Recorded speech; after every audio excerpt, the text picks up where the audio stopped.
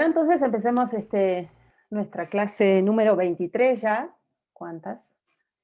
Y ustedes la semana pasada y la anterior vieron la parte de electrodinámica cuántica. Les contamos cómo describir, digamos, la interacción electromagnética en términos de la teoría cuántica. Lo que vamos a hacer ahora es tratar de describir ahora la interacción fuerte, ¿sí? Sabemos que la interacción fuerte es la interacción que se da entre quarks, ¿sí? Que son estas partículas que tenemos acá arriba. Fíjense, les recuerdo que tienen estos nombres así como raros: up, down, charm, strange, top, bottom. Los quarks hacen parte de los protones dentro del núcleo. Ya vamos a ver que lo vamos a estudiar. Y los gluones son las partículas, los bosones, que se utilizan como mediadores de la interacción fuerte. Como ya les había contado en algún momento, la interacción fuerte se va a describir con la cromodinámica cuántica o QCD.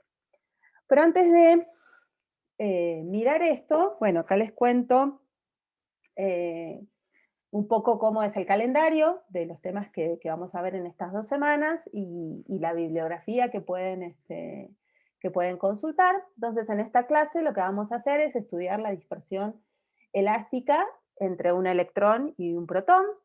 En la próxima clase, que no quiero decir jueves porque después al final, José Antonio, si me ayudas a recordarles respecto del cambio de horario para que lo discutamos. La próxima clase, la dispersión inelástica profunda y la estructura del protón. Y después en la clase 3 y en la clase 4 vamos a describir vamos a hacer una descripción de la cromodinámica cuántica. Ahí tienen la bibliografía. Entonces, este es un muy buen libro, es el de Thomson. Tiene muy bien descrito, es bastante fenomenológico y tiene muy bien descrito todos estos temas que vamos a ver. También se puede consultar el Quarks and Leptons, que es un texto clásico de física de partículas. Este que está aquí, el Foundations of Quantum Chromodynamics, es el libro, así como decirles, el Jackson. Todos sabemos que estudiamos el Jackson para electromagnetismo. Bueno, este es como si fuera el Jackson para QCD. ¿Sí?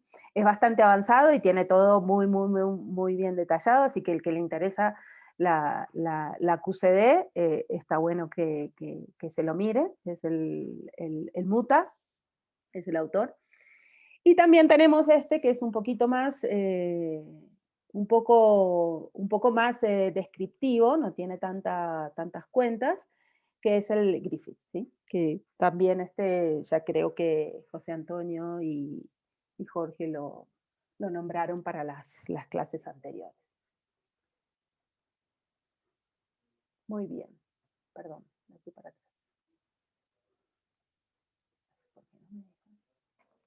Ahí está.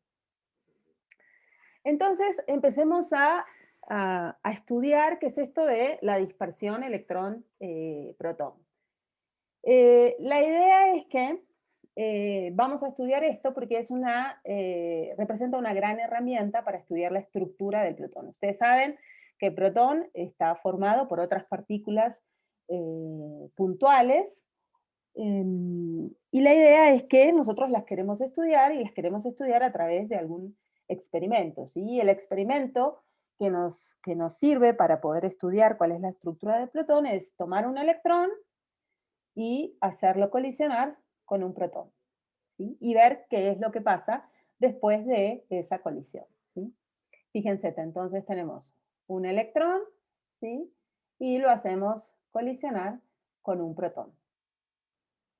Entonces acá lo que vamos a tener que hacer es diferenciar diferentes tipos de regímenes para hacer esta colisión. Entonces, por ejemplo, a bajas energías, este proceso nos permite estudiar la dispersión elástica, en donde el protón no se rompe, el protón permanece intacto, ¿sí?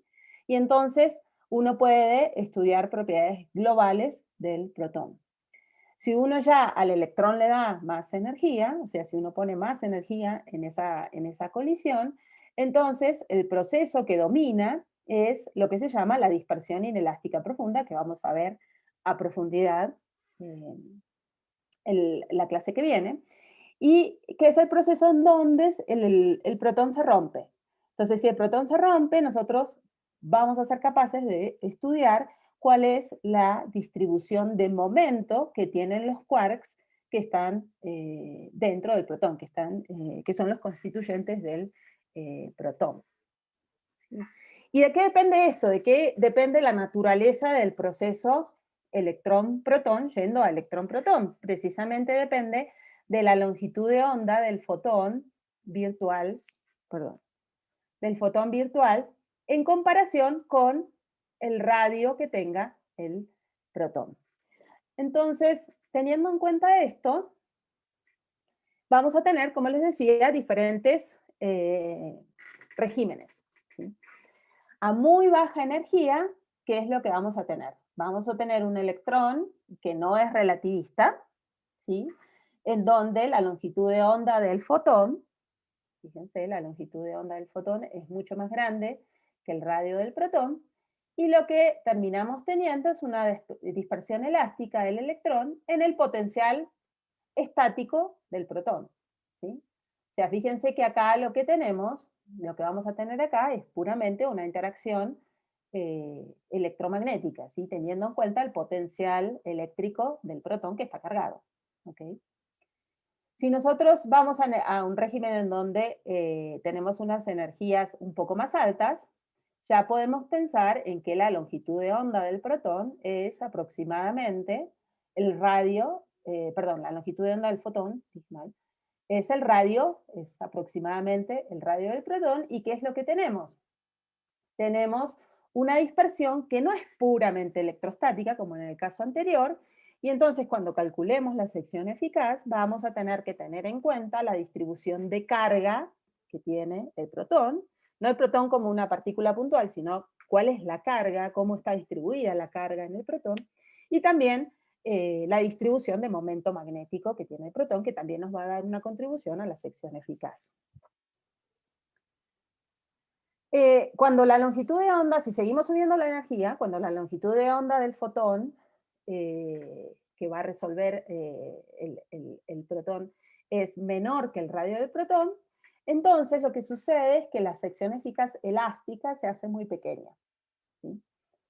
Y el proceso que domina, como les decía antes, es la dispersión inelástica, donde ese fotón virtual interactúa con un quark constituyente del protón. ¿Sí? Y entonces en ese sentido es que decimos que el protón se rompe. ¿Sí? O sea, estamos mirando dentro del protón.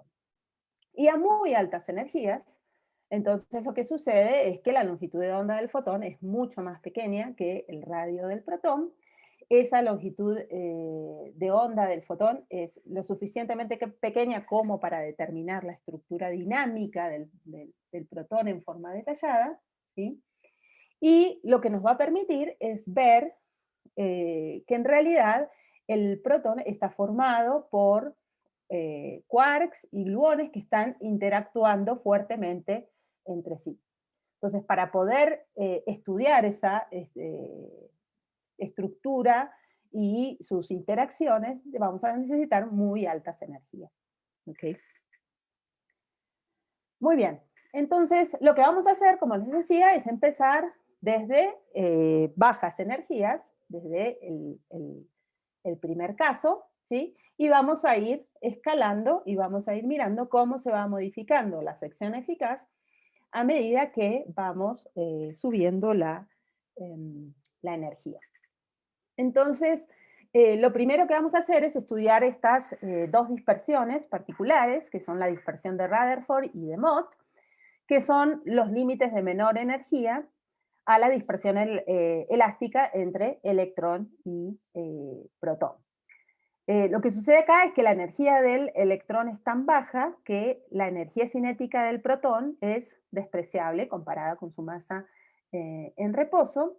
El protón lo vamos a considerar como una fuente fija que tiene un potencial electrostático que va como 1 sobre R, y la sección eficaz la vamos a calcular tratando al protón como una partícula puntual de Dirac. O sea, no va a tener estructura, ¿sí? En este régimen, lo que estamos pensando es que el protón es una partícula puntual con carga, ¿sí? Y se va a producir la dispersión cuando hagamos colisionar el electrón con el protón.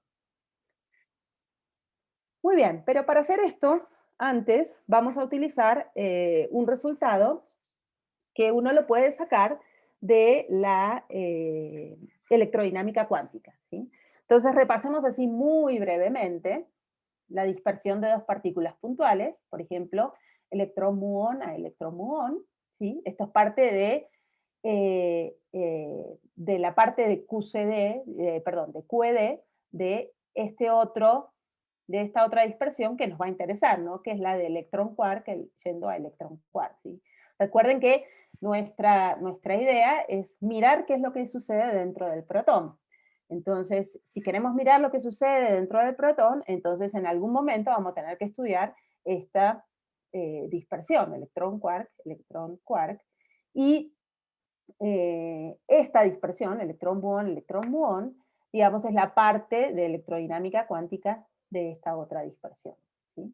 Entonces, para hacer esto, se pueden hacer dos cosas. Hacer, por supuesto, el cálculo usando las reglas de QED desde el comienzo. Como ustedes ya vieron, tenemos las reglas de Feynman. Aquí, ahora vamos a hacer un ejemplo, pero quiero que vean, acá tenemos el diagrama de Feynman y ustedes ya saben cuáles son las reglas para la QED. Entonces, uno tendría que poner los momentos. Aquí, por ejemplo, ya está dibujado, ¿sí? Tenemos los momentos, y bueno, uno tendría que empezar a escribir el elemento de matriz, luego el elemento de matriz al cuadrado, y luego para la sección eficaz hacer el promedio.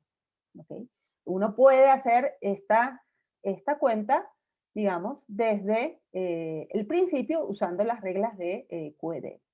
Otra cosa que se puede hacer es tomar el resultado de hacer electrón-electrón a muón-muón, usar la simetría de cruce y obtener el nuevo elemento de matriz, electrón-muón, electrón-muón. Entonces ustedes tienen este proceso, electrón-electrón a muón-muón. ¿Sí? Cuando yo digo electrón, recuerden que es electrón, positrón, muón menos, muón más, ¿no? Los físicos experimentales de partículas llamamos de la misma manera, si tenemos un defecto así como de jerga, si quieren, que es llamar de la misma manera a electrones y positrones, ¿sí? La idea es que, bueno, uno puede tomar este proceso y lo que puede hacer es cruzarlo. Y entonces, fíjense cómo tenemos los momentos, cruzarlo, o sea, tomar el resultado de esto, cruzarlo, y luego obtener, por ejemplo, el elemento de matriz al cuadrado, como está aquí.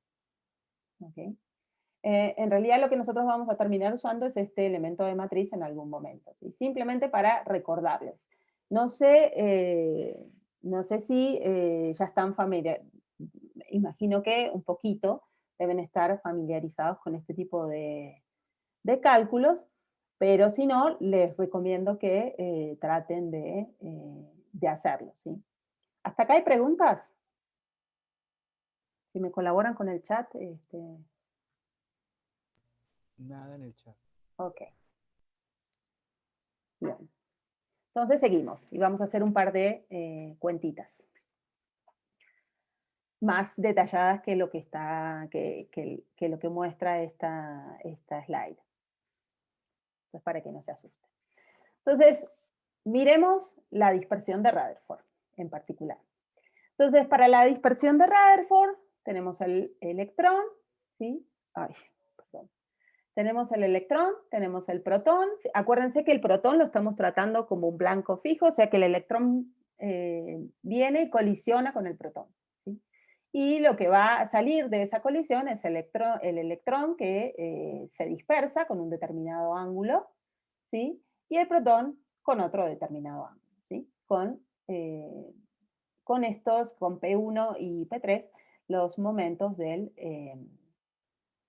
electrón. Entonces, si uno hace el diagrama de Feynman de este proceso que está acá, entonces uno ve electrón, protón, el fotón virtual que se intercambia, electrón, protón. ¿Okay? Cada uno con sus momentos. ¿Sí? P1 va a ser el momento del electrón que está incidente, P sub 2 va a ser el momento que traiga el protón, P sub 3 el momento que tenga el electrón una vez que se dispersó, y P sub 4 el momento que tenga el protón una vez que se dispersó. ¿Sí? Fíjense que estamos llamando a este vértice de aquí abajo nu y al vértice de acá arriba mu. Esto se los digo porque vamos a tener que escribir el elemento de matriz. ¿Sí? Y cuando escribimos el elemento de matriz correspondiente a este diagrama de Feynman acá, ¿qué es lo que tenemos que hacer? Bueno, tenemos estas constantes aquí, la carga que tenga en este caso sería el protón, ¿sí? La partícula, la carga del electrón al cuadrado, dividido el momento Q, y aquí está escrita las reglas de Feynman para este diagrama que está acá. ¿Sí? Recuerden que estos espinores, ¿sí? Este espinor está evaluado en el momento del electrón saliente, este espinor está evaluado en el momento del electrón entrante, acá tenemos la G mu nu, y acá tenemos el espinor evaluado en el momento del protón saliente, el espinor evaluado en el momento del protón entrante. ¿Ok? Esta es la forma de escribir mi elemento de matriz. Ahora, ¿qué son estos espinores? ¿Sí? Ustedes ya vieron que esos espinores son los espinores de Dirac y tienen estas formas que están aquí. Entonces, el espinor con spin hacia arriba, ¿sí? Esto indica spin hacia arriba, tiene esta forma. Entonces, cuando yo pongo C es el coseno del ángulo de dispersión del electrón dividido 2, el seno del ángulo de dispersión dividido 2 por la fase, ¿sí? Y el resto de los, cuando diga C es coseno, cuando diga S es seno. Y lo mismo para el espinor con el spin hacia abajo. ¿Okay? Aquí tenemos cómo se escribe el espinor con el spin hacia abajo. Entonces esto ustedes ya lo han visto, esto es lo que corresponde a las reglas de Feynman para la QED. Entonces, en este proceso, fíjense que lo que vamos a hacer es despreciar el retroceso del protón. Entonces, vamos a tener en cuenta que tenemos solamente el electrón dispersado, ¿sí? Y consideramos que el ángulo azimutal del electrón va a ser 0. O sea, este phi que está acá, que es el ángulo azimutal, va a ser 0. Ok, entonces, perdón. Entonces, ¿cuáles son los estados posibles iniciales y finales de los espinores del electrón? Entonces, lo que vamos a hacer es mirar y teniendo en cuenta estas consideraciones, escribir nuestros posibles estados para los espinores. Entonces aquí tenemos el espinor evaluado en el momento inicial del electrón. Entonces tenemos que es 1, ¿sí? Recuerden, cuando el electrón está incidiendo, el coseno vale 1, el seno vale 0, ¿sí? Luego tenemos esta parte de el momento sobre la energía, ¿sí? A este cociente lo podemos llamar alfa, y vamos a ver que en el límite no relativista, alfa tiende a 0, eso quiere decir que el momento es mucho más pequeño que la energía. En el límite ultra relativista, alfa tiende a 1. ¿Okay? Después vamos a hacer esa diferencia cuando calculemos la sección eficaz. ¿Qué sucede en el límite no relativista? ¿Qué sucede en el límite ultra relativista? ¿Okay? De la misma manera que escribimos el espinor con el spin hacia arriba, podemos escribir el espinor con el spin hacia abajo, de esta manera. Estos son los iniciales, ¿sí? Están evaluados en el momento que trae el electrón antes de colisionar con el protón. Estos son los finales. Obviamente en los finales aparece el coseno y el seno del ángulo porque el electrón se dispersó. ¿Ok? Muy bien. Entonces, nosotros sabemos cómo es, ya escribimos antes, mejor dicho, cómo es el elemento de matriz de, el estado, para ir del estado inicial al estado final, tenía esta forma. Y entonces fíjense que vamos a tratar de escribir cuáles son o cómo se escriben en función de nuestros espinores, ¿sí? Cómo se escriben estas corrientes que están acá.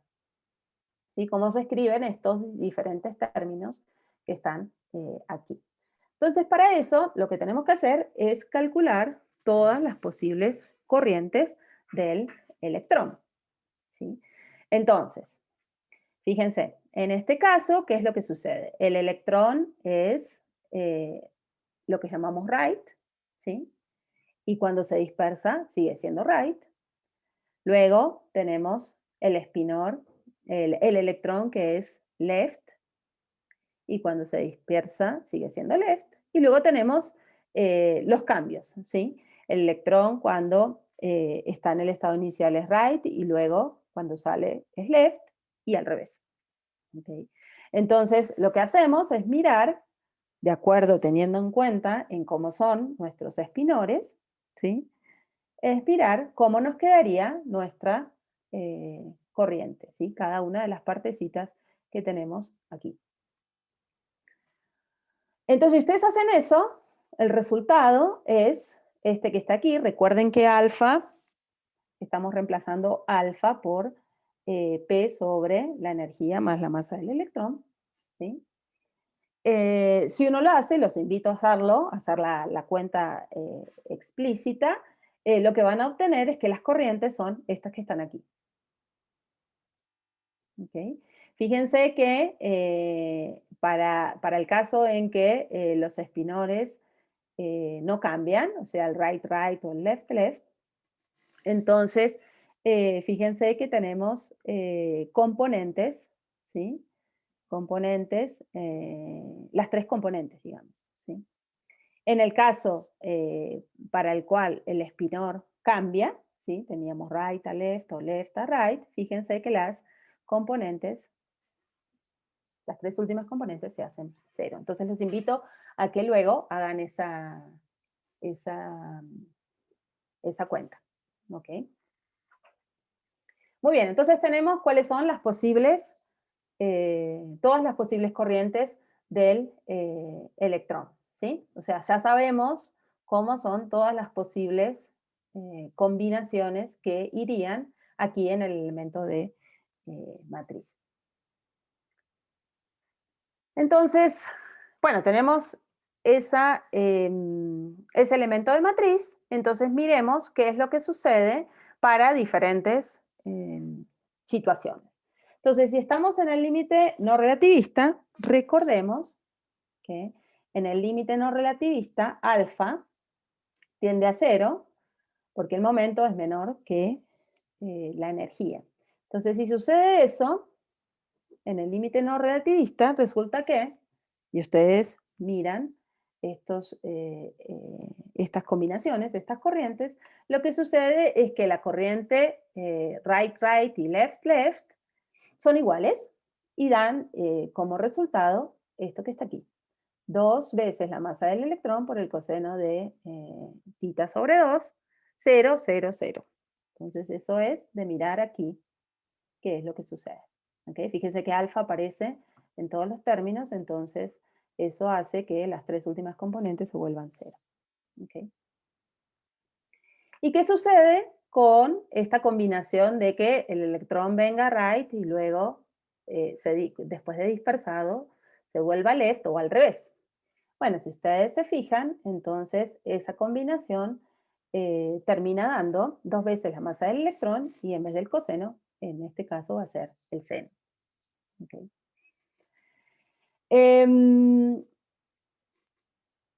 Entonces, esto nos queda para ahora después, lo que vamos a tener que hacer para sacar la sección eficaz, porque finalmente lo que nosotros queremos es la sección eficaz, lo que vamos a tener que hacer con este elemento de matriz es elevarlo al cuadrado y luego promediar en spin, ¿sí? Pero entonces guardemos este resultado, que es la parte de electrón, ¿sí? Vamos a tener que cuando no cambian, tenemos estas corrientes, cuando cambian, tenemos esta otra corriente.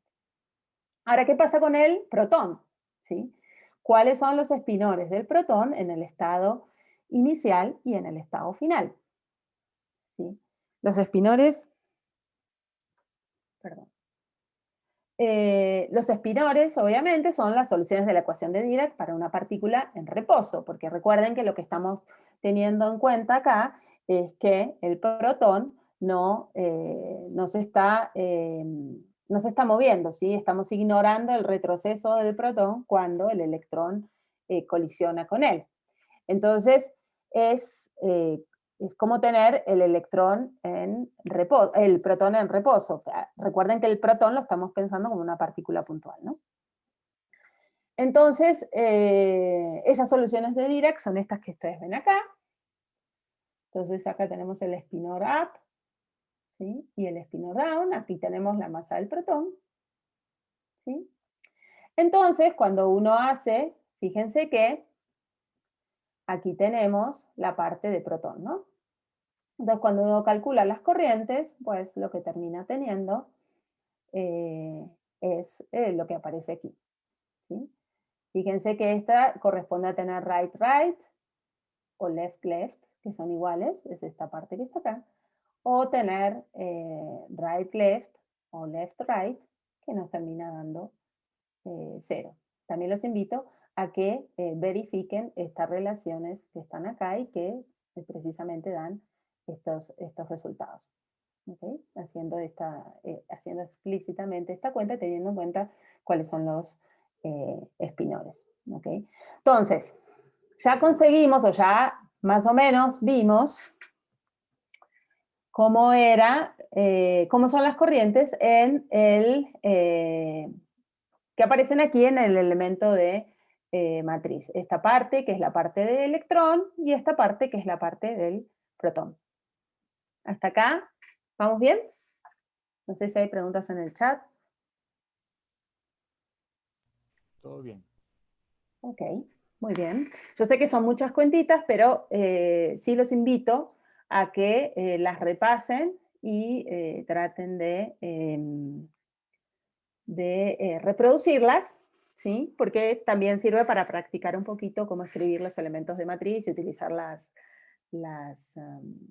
reglas de Feynman para la QED.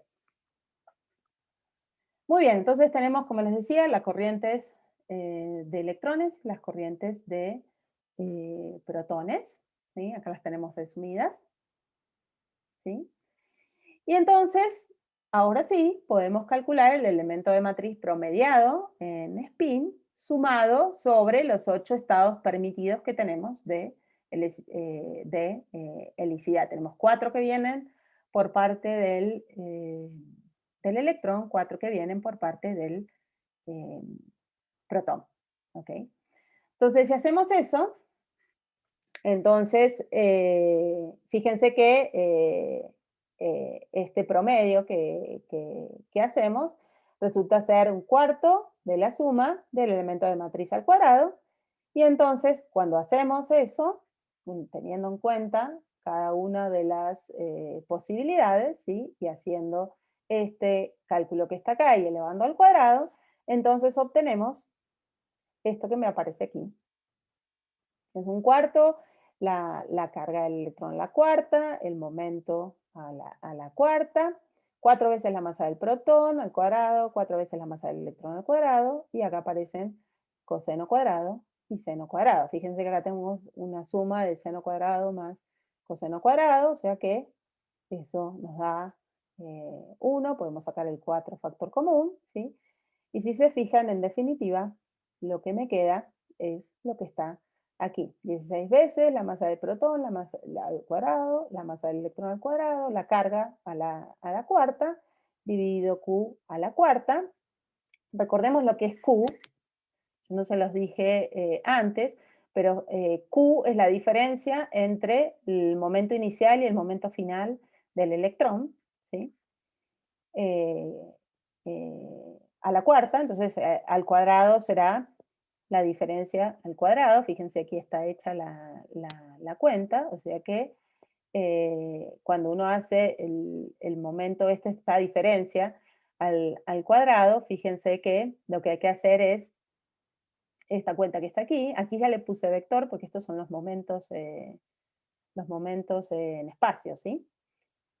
Al cuadrado, en definitiva me termina quedando esta expresión que está aquí. Fíjense lo que estamos teniendo en cuenta, ¿okay? Con estas consideraciones, entonces el elemento de matriz promediado en spin me termina quedando la masa de protón al cuadrado, las masas de las dos partículas al cuadrado, la carga a la cuarta, y abajo el momento a la cuarta por el seno a la cuarta del ángulo.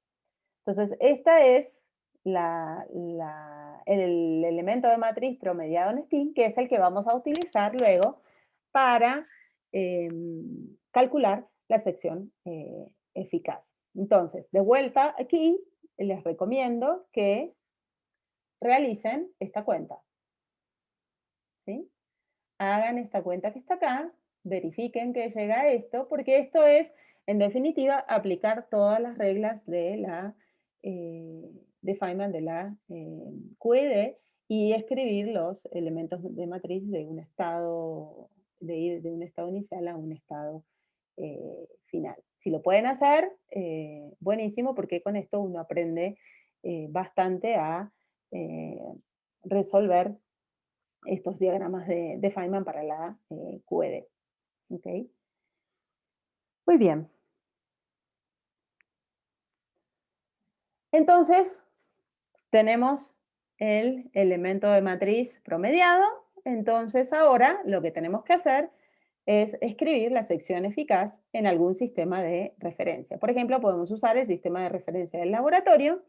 En ese sistema de referencia, entonces, la energía es más o menos la masa, aproximadamente la masa del electrón, que es mucho más pequeña que la masa del protón, y entonces podemos escribir la sección eficaz diferencial como 1 sobre 64 pi cuadrado. Recuerden, estas son las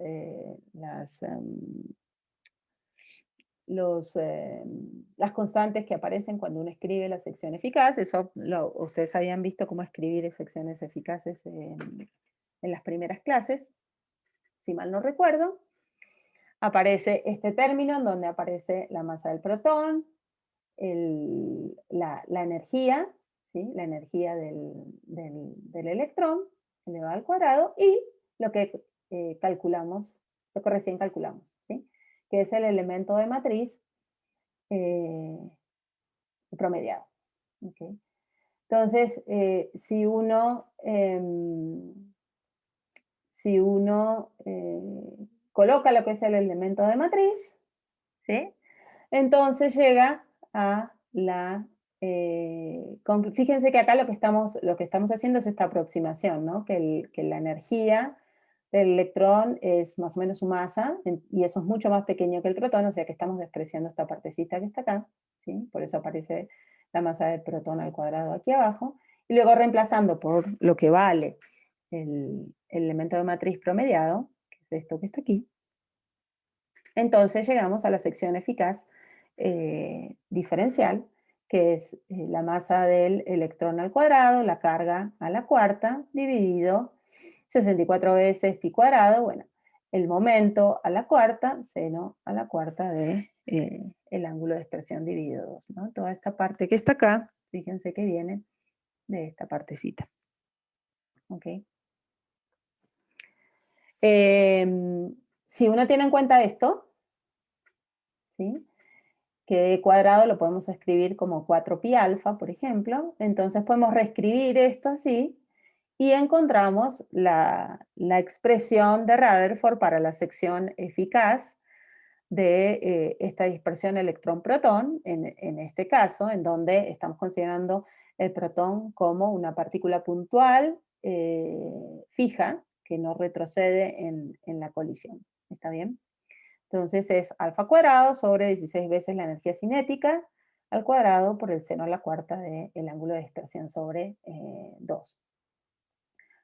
Fíjense que en el límite no relativista, entonces, solo la interacción entre las cargas eléctricas del electrón, entre la carga eléctrica del electrón y la carga eléctrica del protón, son las que están contribuyendo a este proceso de dispersión, ¿sí? No hay una contribución significativa de la interacción entre el spin del electrón y el spin del protón.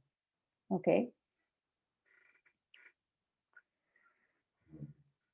Muy bien, entonces ya tuvimos la sección eficaz de Rutherford.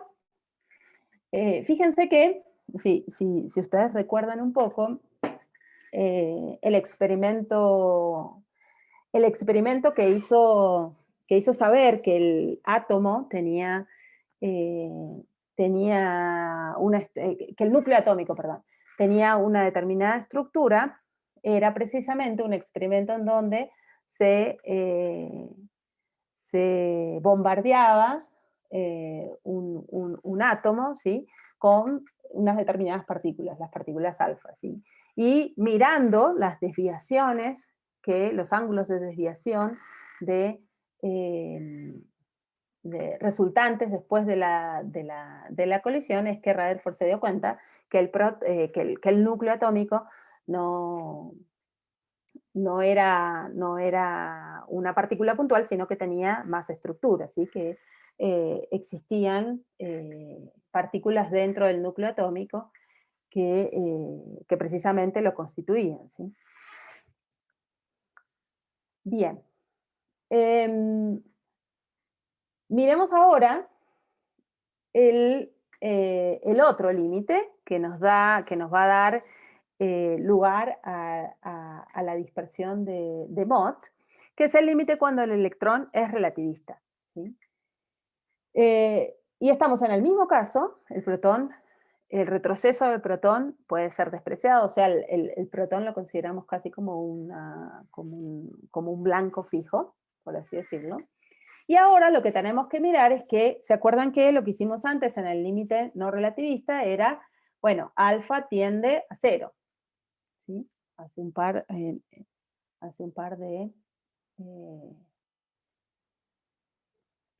creo que está por acá, ¿sí? En el límite no relativista, alfa tendía a 0, ahora vamos a estar ya alfa no va a tender a 0, ¿sí?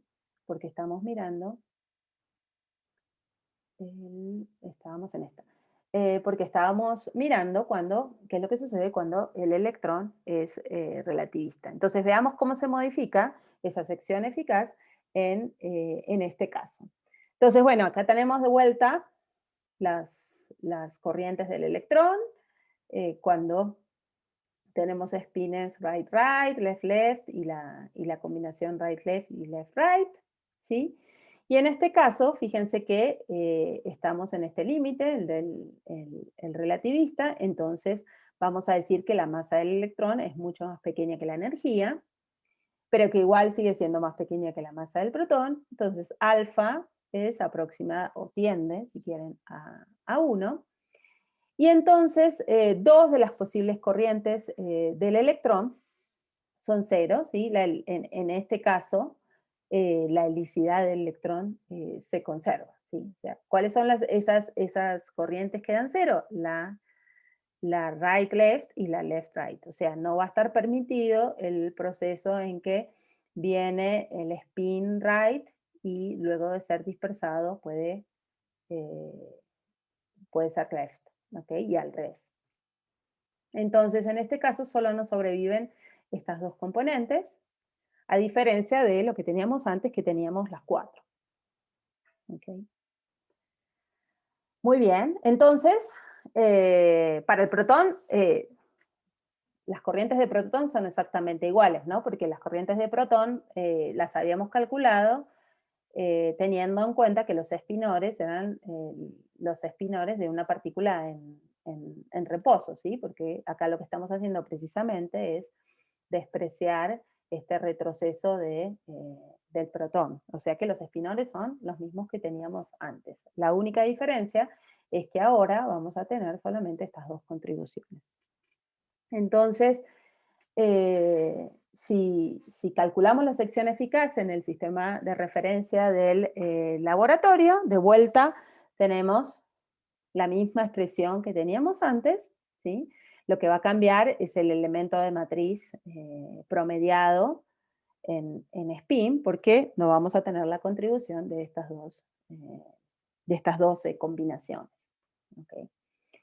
Entonces, si hacemos eso, en realidad la sección eficaz nos queda de esta manera. Recuerden que acá lo que estamos haciendo es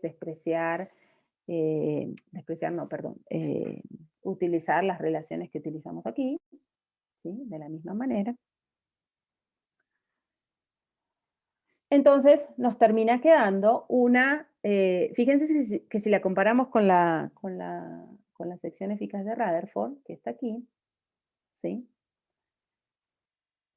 Entonces, fíjense que nos aparece acá un coseno cuadrado del ángulo de dispersión dividido 2.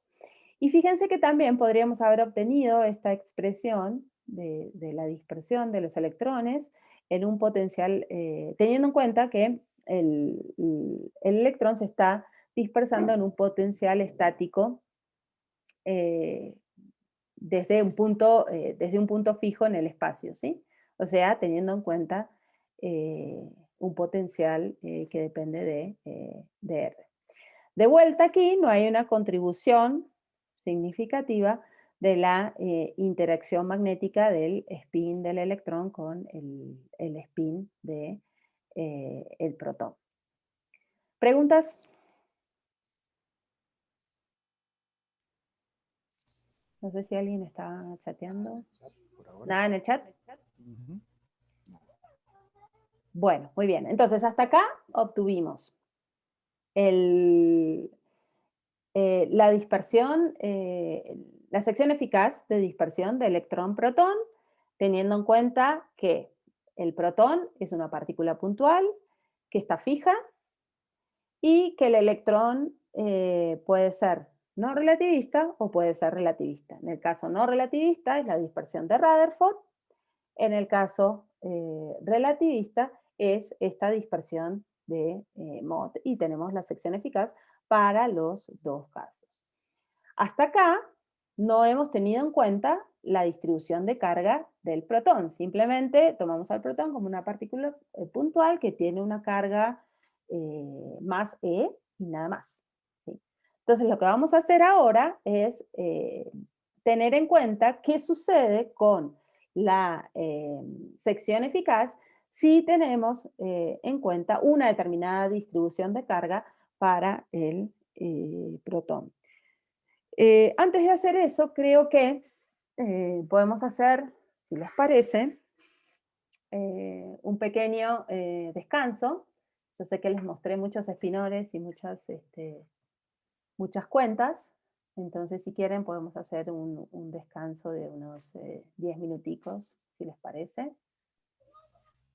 Voy a dejar de Por ahí compartir así sí veo. llegó un comentario. Ah, Y ahora sí llegó de Jonathan, sí, ahí lo leo. Sí, porque dejé Jonathan de compartir y puedo leer el chat. Dice, Partones, bueno, el tema partones lo vamos a ver cuando, eh, miremos, por ahora, fíjate que el protón lo estamos tratando como una partícula puntual, ¿sí? Cuando la energía sea mucho más grande, entonces lo que va a pasar es que vamos a poder romper el protón, ¿sí? cuando rompamos el protón, vamos a ver que el protón está formado por otras partículas que sí son puntuales. Y en un principio esas partículas se las consideraban como parte del protón, de ahí viene el nombre de partón, ¿sí? De partones. Y eso sucede cuando estamos no en el régimen elástico, sino en el régimen inelástico, ¿sí? Entonces, la próxima clase vamos a ver el modelo este de quark partones, después de entender cómo escribir la sección eficaz del proceso inelástico. Por ahora, vamos, como les dije al principio, ¿no? Vamos yendo desde menos energía hasta más energía. Entonces ahora estamos en el régimen en que el protón no se rompe. Cuando pasemos al régimen en donde el protón se rompe, que va a ser la próxima clase, entonces ahí sí vamos a estudiar el modelo de quark partones. No sé si respondí tu pregunta, Jonathan. Súper. Antes de que nos vayamos al pequeño recreo, les quería preguntar una cosita. Nuestra clase, nuestra próxima clase está agendada para el jueves a las 8. ¿Sí? En realidad yo el jueves a las 8 yo me olvidé cuando pensé en el horario, el jueves a las 8 a mí se me cruza con una clase en la universidad. Entonces quería preguntarles si es posible que tengamos la clase el viernes a las 7. Bueno, estoy hablando de hora colombiana, ¿no? Perdón. El viernes a las 7. Van a ser solamente 2 jueves, así que 2 viernes, así que si podemos hacer eso, te lo súper agradezco. Creo que no tienen otras clases. Entonces va a ser un poco temprano para Colombia, Perú y Ecuador, no tan temprano para Venezuela, que van a ser las 8. Entonces, si les parece, lo pasamos al viernes a las 7, Colombia, Perú, Ecuador, 8, Venezuela. Sí, sí, sí, el mismo link, sí, sí, sí. Bueno, Jonathan dice que sí, ¿el resto?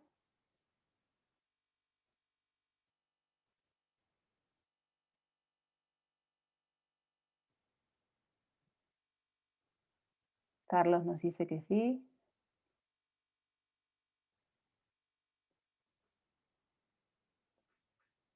Igual no tenemos a la totalidad del curso, ¿no? Pero bueno.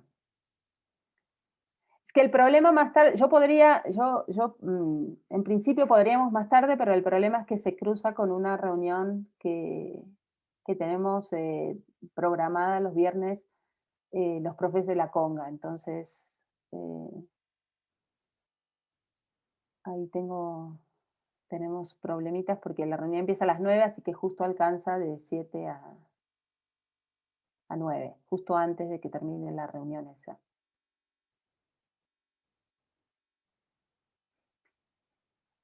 Yo sé que es temprano, pero en algún momento usted estuviera en clase de 7, 8 con Denis, ¿no? 8 en Chile. Ujú. Ah, Jonathan, vos estás en Chile. Ok. Sí.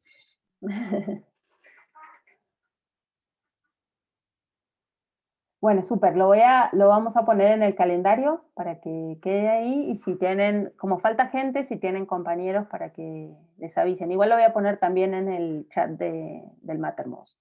¿Ok? Muy bien, entonces, ¿les parece unos 10 minuticos de descanso? Volvemos a las 11:10, perdón, a las 11:10 hora Colombia, Perú, Ecuador, 12:10 sería para 12 sí. Venezuela y Chile. Tendríamos que tener todos la misma hora. Sí. Bueno, muy bien. Entonces empezamos en 10 minutitos. Ok. Está Dale. grabando. Listo. Bueno, muy bien.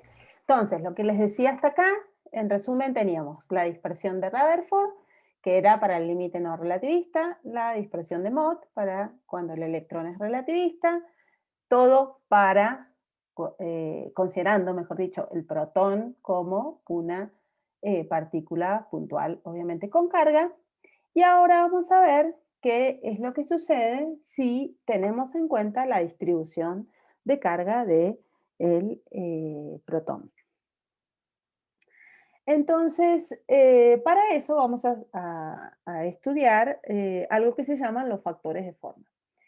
Entonces, fíjense que estas dos dispersiones que acabamos de obtener, las podemos calcular si utilizamos la teoría de perturbaciones a primer orden, teniendo en cuenta la dispersión de un objeto puntual en un potencial de Coulomb, ¿sí? Un potencial que va como 1 sobre R. Entonces, para tener en cuenta la extensión finita que tiene la distribución de carga del protón, en realidad vamos a introducir lo que se llaman factores de forma. Cualitativamente, estos factores de forma tienen en cuenta las diferentes contribuciones a la función de onda dispersada que vienen de diferentes puntos de la distribución de carga. Entonces, el protón no es una carga puntual, sino que tiene una determinada forma y el factor de forma tiene en cuenta de dónde está viniendo esa contribución de la carga. Entonces, consideremos de vuelta la dispersión de un electrón en un potencial estático de una distribución de carga extendida, o sea, de vuelta, ¿no? Tenemos el electrón con un momento inicial T sub 1, un momento final T sub 3, y vamos a tener una distribución de carga extendida, ¿sí? Está representada aquí por esta esfera que tenemos acá. ¿Sí? Entonces, si uno calcula el potencial a una distancia R del origen, ¿sí? A una distancia R, el potencial lo queremos calcular aquí, entonces lo que tenemos que hacer es la integral de la densidad de carga, ¿sí? Sabemos que es dividido 4pi, la distancia, ¿sí? Y el diferencial de diferencial cubo de R', ¿sí? Esto lo sabemos de electrodinámica, si quieren, ¿sí? Aquí estamos llamando a Q por ρ la densidad de carga en términos de la carga total que tiene el protón, y la distribución de carga, esta ρ, normalizada, ¿sí? A la unidad. O sea, quiere decir que la integral de esta ρ me da 1. ¿Okay? Entonces, ¿qué hacemos? Bueno, podemos considerar que las funciones de onda del estado inicial, del electrón y del estado dispersado, del estado final del electrón, son estas que están aquí. Aquí tenemos la función de onda del estado inicial. Aquí tenemos la función de onda del estado final. Fíjense, acá tenemos el momento inicial, acá tenemos el momento final. Y entonces, cuando calculamos el elemento de matriz al orden más bajo en la teoría de perturbaciones, ¿qué tenemos que hacer? Tenemos que calcular esto que está aquí, ¿sí? La función de onda en el estado final, el potencial, la función de onda en el estado inicial. Eso va a implicar hacer una integral de la función de onda, el potencial, la función de onda. ¿Okay?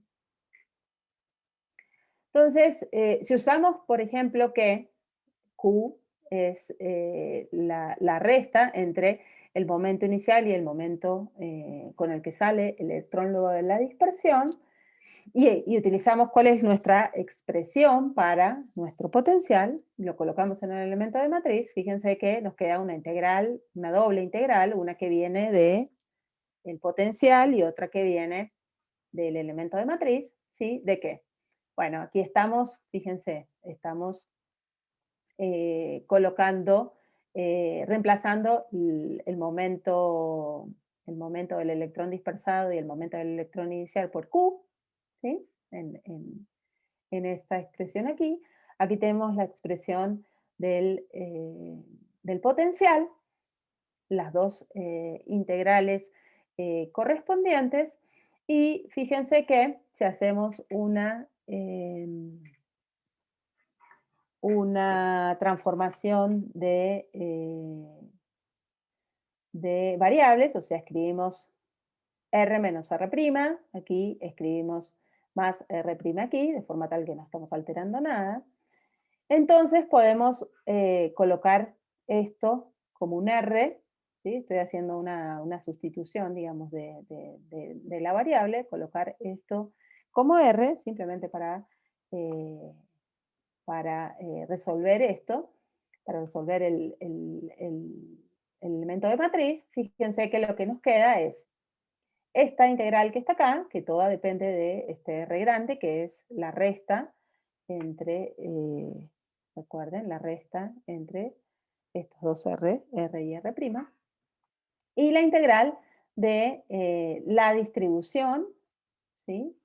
Perdón, la distribución con esta otra parte, que depende de R'. ¿Okay? O sea, R' tiene que ver con la distribución y lo otro tiene que ver con el punto en donde estoy calculando el potencial. ¿Sí? Entonces, esta partecita que está acá es la dispersión debido a un potencial de una partícula puntual. Y esta parte que tenemos acá, que es esta integral de la distribución por E a la I, la diferencia entre los momentos en R', es lo que vamos a llamar el factor de forma. ¿Sí? Entonces fíjense que estamos escribiendo en definitiva el elemento de matriz entre el estado inicial y el estado final como el elemento de matriz entre estado inicial y estado final debido a una partícula puntual y le estamos incorporando, ¿sí?, la corrección de tener en cuenta que perdón, la distribución es una distribución de carga y no una carga puntual, ¿sí?, que es esta partecita que está acá. Entonces estamos definiendo a nuestro factor de forma de esta manera, la integral de la distribución por E a la I, la diferencia de los momentos, producto escalar con la posición. Okay.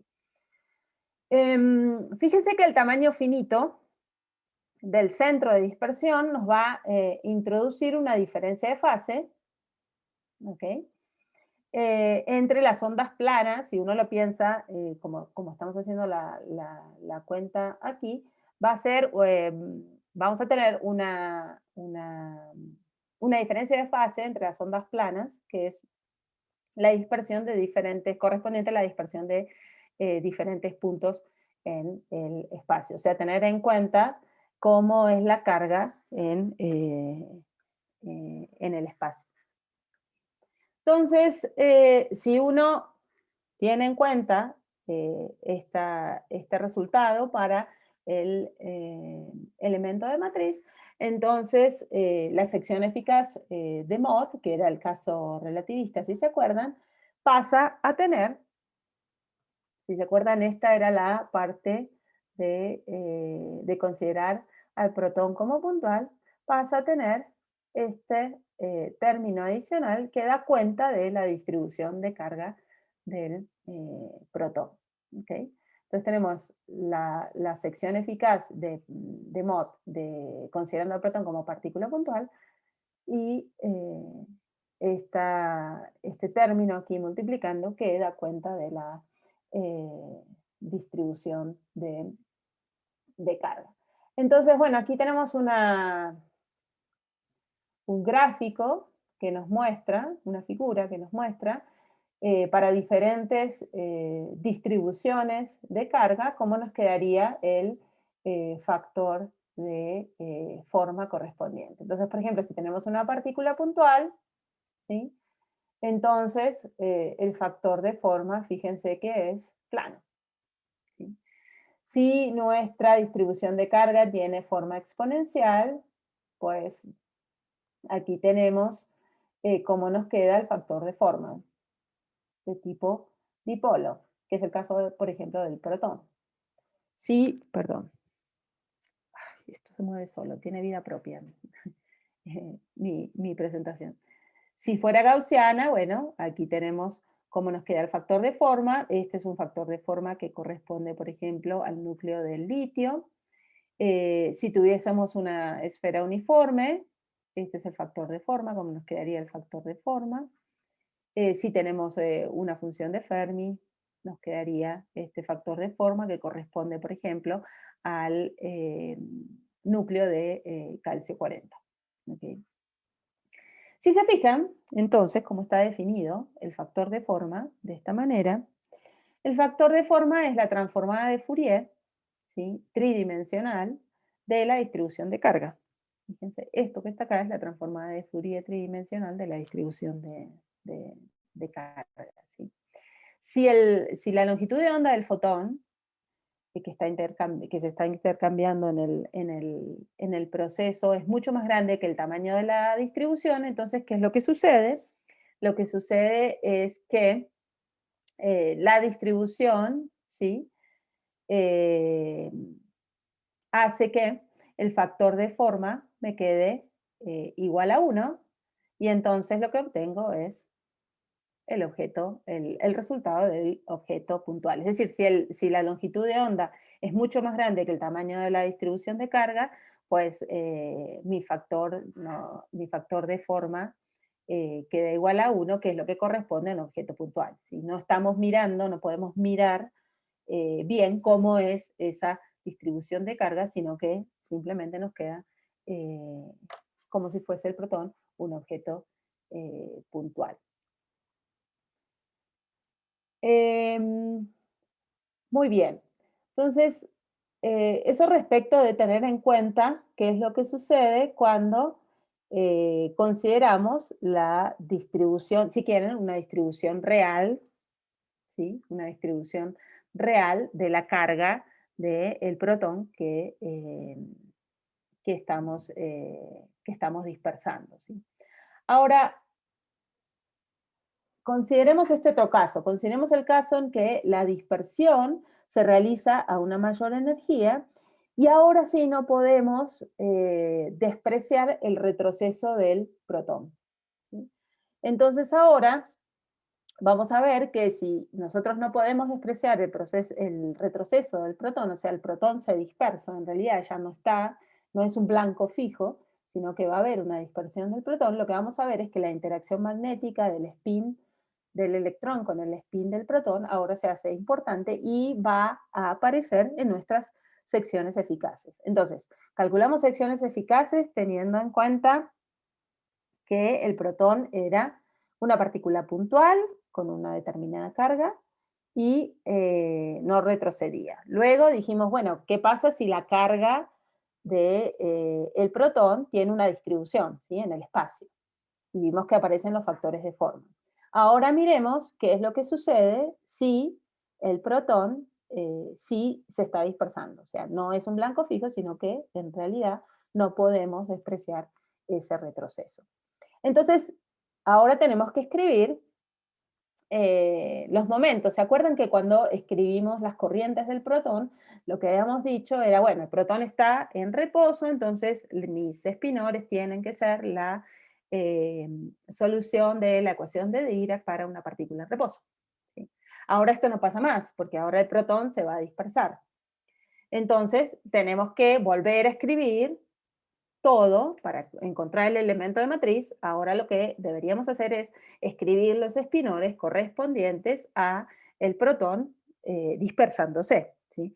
Entonces simplemente aquí yo lo que hice fue escribir los momentos para que ustedes vean cómo son los momentos. Se puede hacer la misma cuenta, pero ahora teniendo en cuenta que los espinores no van a ser la solución a la ecuación de Dirac de una partícula en reposo, sino que ahora sí vamos a tener que tener en cuenta eso. Entonces, fíjense, tenemos el momento inicial del electrón, aquí, el momento inicial del protón, que está quieto, ¿sí?, en principio, y tenemos los momentos luego de la colisión. ¿Ok? Entonces, luego de la colisión, fíjense que ahora el protón sí tiene un cuadrimomento eh, diferente al que tenía al comienzo. ¿Ok? Entonces, en todo este proceso vamos a considerar que la masa del electrón al cuadrado es aproximadamente cero, es muy pequeña, ¿sí? Es una consideración que se puede hacer. Y entonces si hacemos toda la cuenta y escribimos todas las corrientes correspondientes al protón y volvemos a calcular el elemento de matriz y luego lo promediamos en spin y elevamos al cuadrado, entonces lo que obtenemos es que ese resultado, el elemento de matriz promediado, es esto que está aquí. Fíjense que esto se parece mucho a lo que lo que teníamos al principio, lo que yo les había mostrado en una de las primeras slides, ¿sí? Entonces, salvo que aparece este término de aquí, que tiene que ver con la masa del el protón. ¿Okay? Entonces, de vuelta, si lo desean, pueden seguir el mismo procedimiento que hicimos antes, solo que ahora las corrientes correspondientes al protón van a cambiar. ¿Sí? Y entonces eso va a hacer que cuando calculen el elemento de matriz y luego promedien, pues les quede esta expresión que está aquí. Fíjense que está en función de los momentos iniciales de electrón y protón y los momentos finales de electrón y protón luego de la dispersión. ¿Okay? Fíjense que acá también siempre en este denominador nos queda esta resta, ¿no? Esta diferencia entre el momento inicial del electrón y el momento final del electrón, que por definición era Q, si se acuerdan, ¿no? Muy bien, entonces, si hacemos un poquito de cinemática, o sea, si empezamos a mirar cuánto dan estos productos que están aquí, momento inicial del protón por momento inicial del electrón y del protón, etcétera, etcétera. Aquí están hechas esas cuentas. Si hacemos eso, entonces podemos ir reemplazando aquí, en el elemento de matriz promediado, cuánto nos cuánto nos da, en definitiva, ese elemento de matriz. ¿En función de qué? En función del ángulo de dispersión del electrón, ¿sí? Y de las energías iniciales y finales del el electrón, ¿sí? Entonces, lo que sucede es que en la mayoría de estos experimentos, el estado final del protón no se observa y lo que podemos medir en realidad son la energía y el ángulo de dispersión del electrón. Entonces sí nos conviene tener escrito el elemento de matriz promediado en función de esas dos variables, que son las que podemos medir en un experimento, y luego trasladarlo a la sección eficaz. Entonces, de vuelta, ustedes pueden hacer, por ejemplo, todas estas cuentitas, ¿sí? Teniendo en cuenta cómo son los momentos, que aquí los tenemos, ¿sí? Y luego reemplazarlos, ¿sí? Entonces podemos reemplazar todos estos productos teniendo en cuenta esto. En definitiva, lo que nos queda es una expresión aquí que depende de los momentos iniciales y finales de la diferencia de los momentos iniciales y finales del electrón, las energías del electrón inicial y final. Fíjense, aquí tenemos la masa del protón. Y luego aquí tenemos también el ángulo de dispersión del electrón, ¿sí? Entonces, fíjense que estamos acá teniendo en cuenta, fíjense cómo escribimos a Q cuadrado, recuerden que esto es Q a la cuarta, ¿sí? Q cuadrado va a ser el momento inicial menos el momento final del electrón, aquí está escrito, ¿sí? Y lo podemos aproximar por esta expresión que está aquí, que ahora lo vamos a reemplazar entonces en nuestro elemento de matriz. Okay. Entonces, fíjense, y esto es interesante, que este Q cuadrado, o sea, la diferencia del momento inicial menos el momento final del electrón, es siempre negativa. ¿Sí? O sea, acá aparece, ay, perdón, como les digo, tiene vida propia. Aquí aparece un menos adelante de estas multiplicaciones que están acá, siempre es negativa. Entonces, lo que se suele hacer es definir un Q cuadrado grande, un Q mayúscula, si quieren, grande, que lo definimos como menos Q cuadrado para que sea una cantidad, positiva. ¿Sí? Entonces, este Q cuadrado simplemente es menos Q cuadrado, o sea, es más esto que está aquí. ¿Sí? 4 veces la energía inicial del electrón, la energía final del electrón y el seno cuadrado del ángulo de dispersión sobre 2. ¿Ok? Podemos hacer también, podemos escribir la energía perdida por el electrón en términos de Q cuadrado, teniendo en cuenta lo que es Q cuadrado, si despejamos de aquí, vemos que esa energía perdida es Q cuadrado sobre 2 veces la masa del protón, y todo eso lo vamos a tener en cuenta y lo vamos a reemplazar en la expresión de nuestro elemento de matriz promediado. ¿Sí? Si hacemos eso, obtenemos esta expresión que está aquí. Fíjense que, ay Dios, esta expresión que está aquí tiene la masa del protón al cuadrado, bueno, la carga, tiene las energías del electrón inicial y final, el ángulo de dispersión, esta partecita es como conocida, pero fíjense que aparece esto que está aquí, ¿sí? El coseno al cuadrado del ángulo de dispersión dividido 2 y algún factor por el seno cuadrado del ángulo de dispersión dividido 2. Okay. Si trasladamos esto a la sección eficaz, entonces la sección eficaz la podemos escribir de esta manera, ¿sí?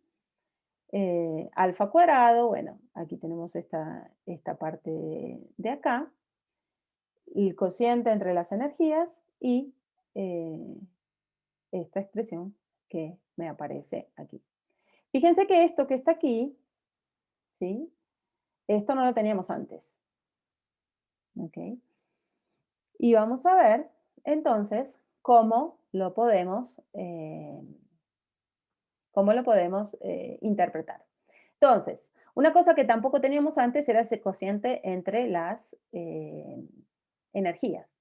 ¿Sí?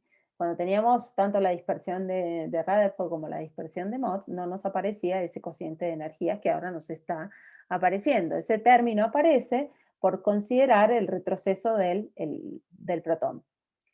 Y otra parte que no nos aparecía era ese seno cuadrado que tenemos en este término que está aquí, ¿sí? en verde. ¿Sí? Este término que está aquí aparece debido a la interacción spin-spin. O sea, esto antes no lo teníamos. ¿Sí? O sea, cuando consideramos que el protón era un blanco fijo, que no se movía, esa parte no nos aparecía, y ahora nos aparece y da cuenta de la interacción entre spin-spin. ¿Sí?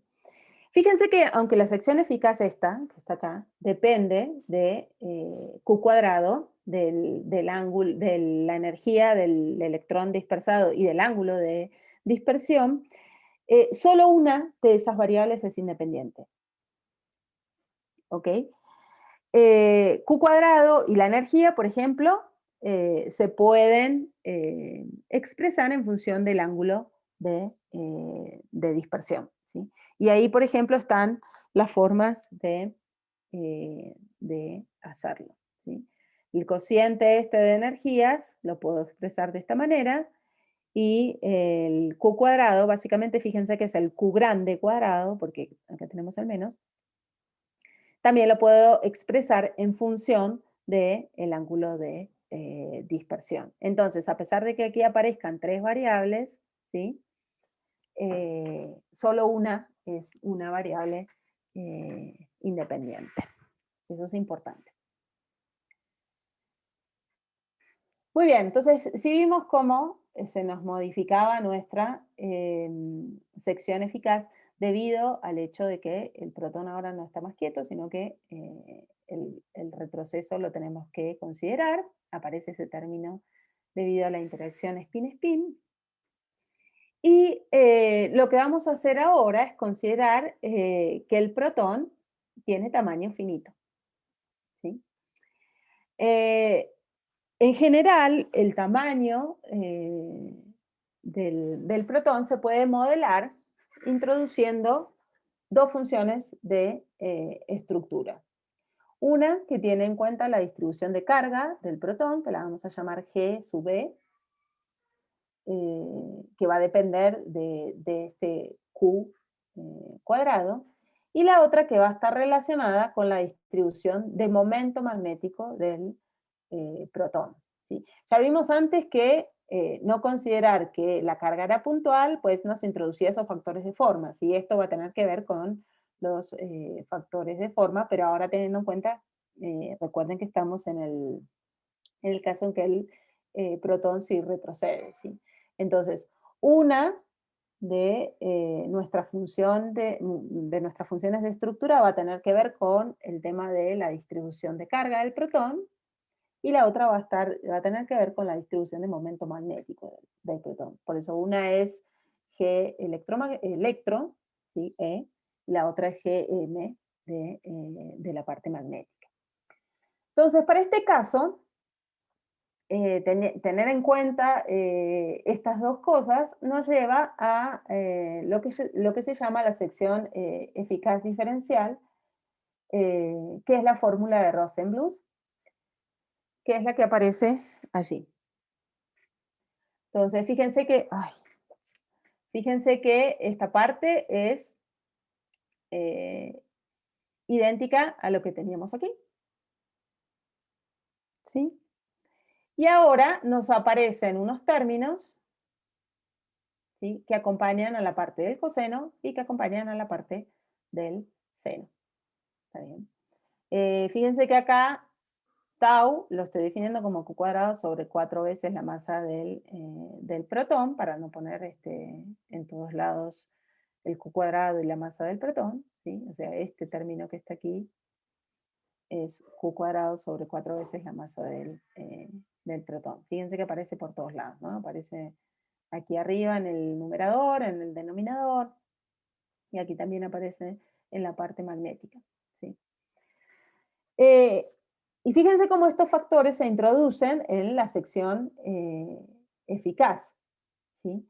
Esos factores de forma son funciones del cuadrado del cuadrimomento, Q cuadrado, del fotón virtual que estamos intercambiando en este proceso, ¿sí?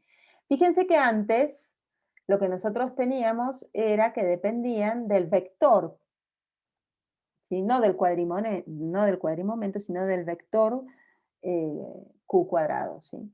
Esto depende del cuadrimomento, ¿sí? Y ahora sí, estos factores de forma no los podemos interpretar como la transformada de Fourier de las distribuciones de carga y de la distribución de momento magnético, ¿sí? Es diferente, y lo que se hace es determinar estos factores de forma de los experimentos. Al final vamos a ver cómo se puede hacer eso. Entonces, bueno, aquí tenemos el cuadrimomento al cuadrado, entonces tenemos la parte de la energía y la parte del momento. ¿Okay? La parte del momento la podemos escribir de esta manera. Y, por ejemplo, si el cuadrimomento al cuadrado es sobre 4 veces la masa del protón, es mucho más pequeño que 1, lo que sucede es que el cuadrimomento al cuadrado es aproximadamente menos el momento al cuadrado. Fíjense que acá estoy poniendo vector, ¿sí?, para diferenciar los dos. Y entonces lo que sucede es que la función de estructura de la parte eléctrica es aproximada a la función de estructura de la parte, acá me faltó, ¿sí?, de la parte magnética, ¿sí? En este límite, lo que sucede es que podemos interpretar las funciones de estructura, ¿sí?, como las transformadas de Fourier. En este límite sí, pero si no, no. ¿Okay? Entonces, para este límite podemos pensar a la función de estructura correspondiente a la parte de la distribución de carga como esto que está acá, lo que habíamos hecho, el factor de forma que habíamos definido antes, y la de la parte magnética también como la correspondiente transformada de Fourier del momento magnético. ¿Sí? Este que está acá es el momento magnético de la partícula. ¿Okay? Que recuerden que lo podemos escribir como la carga divide la masa por el spin. Entonces tenemos esas dos funciones de estructura. Tenemos la definición del momento magnético de una partícula de Dirac puntual, ¿sí? Relacionada con su spin. Eso lo sabemos de antes, digamos. Y resulta que cuando uno va y hace las mediciones para el momento anómalo magnético del protón, resulta que obtenemos esto. O sea, no obtenemos esto, sino que obtenemos esto que está aquí. O sea, obtenemos 2.79 la carga divide la masa por el spin. Esto sale de las mediciones experimentales. Entonces, en el momento de normalizar, nosotros lo que podemos hacer es normalizar la función de estructura correspondiente a la distribución de carga a 1, que era lo que estábamos haciendo antes, pero cuando tenemos que normalizar la función de estructura correspondiente a la parte magnética, entonces lo que vamos a hacer es no hacerlo a 1, sino que hacerlo al valor experimental que estamos obteniendo, que es este 2.79.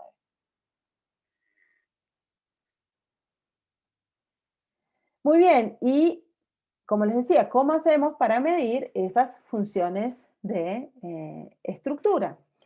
Entonces, fíjense que la sección eficaz diferencial de este proceso depende de las dos distribuciones, ¿sí? Depende de la distribución de carga, digamos, la función de estructura asociada a la distribución de carga y la función de estructura asociada a la distribución magnética, ¿sí? Y sabemos que podemos escribirla de esta manera. Esta sección eficaz, que acá en este caso la estoy llamando 0, es esta partecita, ¿sí? Que es la que no tiene que ver, es la parte, digamos, que considera al protón como puntual, la parte que no tiene que ver con considerar el tamaño finito del protón, multiplicada por lo que teníamos, lo que encontramos que eran los términos que tienen que ver con considerar la parte, el tamaño finito del protón, la distribución de carga y la distribución de momento magnético. ¿Sí? Entonces, fíjense que podemos mirar algunos casos particulares. Por ejemplo, cuando el Q cuadrado es bajo, entonces lo que sucede es que el tau es mucho más pequeño que 1. Y entonces el factor de forma eléctrico es el que domina. ¿Okay? En este caso. Ese es el que domina. Y entonces, cuando yo hago el cociente entre la sección eficaz y la sección eficaz, digamos, sin considerar el tamaño finito del protón, entonces lo que obtengo es directamente la función de estructura correspondiente a considerar la distribución de carga eléctrica. ¿Sí? Y además esa función de estructura es lo que antes habíamos llamado el factor de forma. ¿Okay? Cuando estoy en el otro régimen, cuando estoy a Q cuadrado alto, entonces el tau es mucho mayor que 1 y el término que domina es el término magnético. Cuando yo hago el cociente entre las dos secciones eficaces, entonces lo que me queda es esto que está aquí, que tiene que ver con la función de estructura magnética, que considera, mejor dicho, la distribución del momento magnético del protón. Entonces podría hacer experimentos en donde estoy en el régimen de Q cuadrado bajo y donde estoy en el régimen de Q cuadrado alto, y podría tratar de medir esas funciones de estructura. Bien. Entonces, en general podemos inferir la dependencia de esas, en Q cuadrado, ¿no? En el momento, de esas funciones de estructura de los experimentos de dispersión elástica, como haciendo una variación en la energía de las de electrones, ¿sí? Entonces, para cada energía del haz, lo que hacemos es medir la sección eficaz para cada ángulo, que corresponde a un valor determinado de Q cuadrado. Entonces, ustedes acá, por ejemplo, pueden ver la sección eficaz, ¿sí? Graficada en función de la energía del electrón, ¿sí? Para diferentes ángulos. Fíjense, este es un ángulo de 135, este es un ángulo de 120, 90, 60, ¿sí? 75, 45. Medimos eso, ¿sí? Ubicamos o buscamos cuál es el punto correspondiente a un Q cuadrado determinado, en este caso un Q cuadrado de 0.292, ¿sí? En cada una de las curvas. Luego graficamos la sección eficaz, dividido la sección eficaz sin tener en cuenta el tamaño finito, ¿sí? Para ese determinado Q cuadrado que habíamos especificado, ¿sí? Y luego lo que podemos hacer es un ajuste de esa curva, ¿sí? Fíjense que acá la estamos graficando, el cociente de estas secciones eficaces en función de la tangente al cuadrado. Recuerden cómo era la expresión, ¿sí? ¿Sí? Recuerden cómo era la expresión, ¿sí? Entonces, fíjense, por ejemplo, acá tenemos 5 puntos con un Q cuadrado determinado para diferentes energías y del haz, del electrón, y diferentes ángulos de dispersión. Vemos una dependencia lineal con la tangente al cuadrado, que es la que habíamos esperado, y podemos calcular cuánto va la pendiente. La pendiente resulta ser esto, y podemos encontrar también cuánto vale la ordenada al origen. La ordenada al origen está relacionada con esto, y ahí podemos inferir cuáles son las funciones de estructura. También podemos hacer un análisis similar, pero con mediciones de la sección eficaz correspondiente a diferentes valores de Q cuadrado, porque fíjense que acá habíamos fijado Q cuadrado. Podemos hacer ahora un análisis parecido con mediciones de la sección eficaz para diferentes valores de Q cuadrado, y eso nos da una determinación experimental de los factores de forma del protón a medida que varía Q cuadrado. Entonces, por ejemplo, acá tienen el factor de forma, o la función de estructura, si quieren, versus Q cuadrado. Este es para el caso eléctrico. Este es para el caso magnético. Aquí tienen la referencia del paper. Fíjense que estos experimentos son experimentos que se realizaron hace tiempo, ¿no? En los años 60, que es cuando se empezaron a hacer estos experimentos de de colisiones de electrones con protones, básicamente en el Stanford Linear Collider de California, ¿sí? Ubicado en California, y de ahí se sacaron muchísimos datos experimentales de la colisión entre electrones y protones.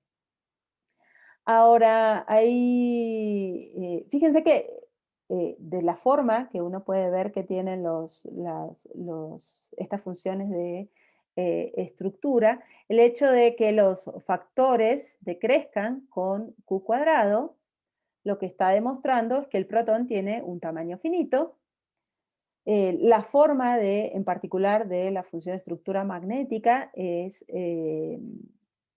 muy parecida a la de la función de estructura que tiene en cuenta la distribución de carga del protón. Y esto muestra que las distribuciones de carga y las distribuciones de momento magnético dentro del protón son consistentes. Y fíjense que los valores medidos extrapolados a Q0, estos valores extrapolados a Q cuadrado igual a 0, están de acuerdo con el hecho de que la función de estructura magnética en 0 es 2.79, que era la normalización que habíamos visto hace un par de slides, y la otra es 1. ¿Okay? Que son las integrales de los momentos del momento magnético para el caso magnético y de la distribución de carga para el caso de la distribución de carga. Muy bien, con esto terminamos la parte del estudio de la dispersión elástica de electrón-protón, o sea, estamos en el régimen de, si vamos de vuelta a las primeras slides, digamos, estamos en estos, lo que vimos fueron estos dos casos, ¿sí? El primero, en donde el electrón no tiene tanta energía, ¿sí? Como para mover siquiera al protón. Entonces vimos cómo era la sección eficaz en el caso relativista y en el caso no relativista. Luego tenemos en cuenta energías un poco más altas y eso nos permite dar cuenta del tamaño finito del protón y terminamos encontrando cuál era la sección eficaz que considera la distribución de momento magnético y la distribución de carga del protón.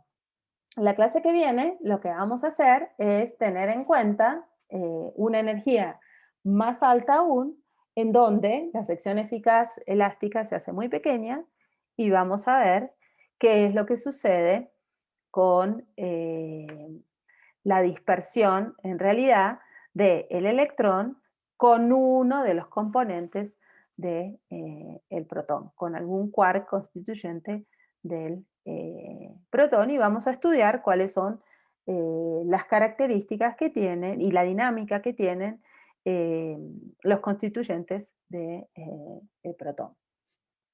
¿Preguntas?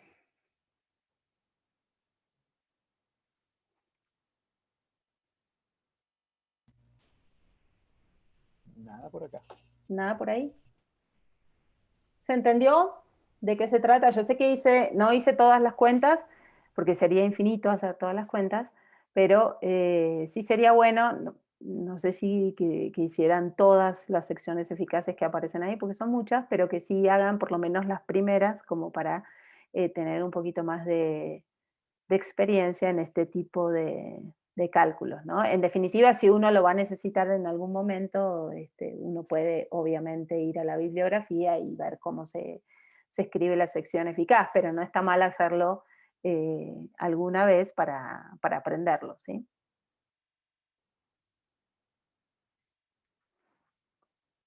¿No hay preguntas, muchachos? Muchachas, no sé si tenemos alguna chica conectada, no, me parece que no.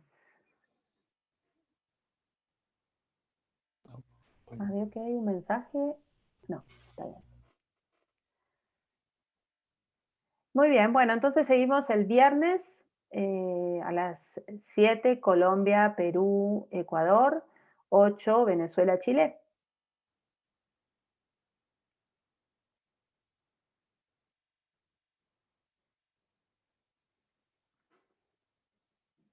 Súper, bueno. Gracias a todos y que tengan una buena tarde, buen día, no sé. No, ya es tarde, ¿no? En todos lados, sí. Vale, profe, hasta luego. Gracias. Chao.